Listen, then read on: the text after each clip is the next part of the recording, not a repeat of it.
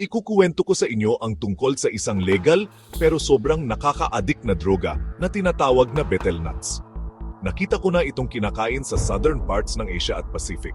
Pero dito sa Papua New Guinea, ibang level ang paggamit nila. Kaya makakakita ka ng mga tao may pulang mansa sa ngipin nila at dumudura ng kung ano sa lupa. Ang mga locals dito sa Papua New Guinea ay may kakaibang paraan ng pagkain ng betel nuts kasama ang mustard stick at pulbos na gawa sa seashells at apog. Sobrang popular ng droga na ito na mahigit kalahati ng mga locals sa lahat ng edad ay ngumungguya nito araw-araw. Ito ay tinuturing na stimulant na nagbibigay sa iyo ng euphoria, alertness at kaligayahan at sobrang nakaka-addict ito. Sa kabila ng lahat ng issue sa kalusugan at oral cancer na dala nito, ang betel nut ay nagbibigay ng trabaho sa libu-libong tao na may maliliit na stalls sa mga kanto ng kalye. Sa totoo lang, hindi ko makita ang solusyon sa drug epidemic na ito dahil umaasa ang mga tao dito hindi lang para lumipas ang kanilang mga araw, kundi para magkaroon ng pera sa bulsa para mabuhay.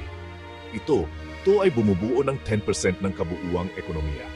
Isang napaka-interesanteng karanasan ang pumunta sa Papua New Guinea at matuto tungkol sa betel nut epidemic. Pero sana matapos na ito soon.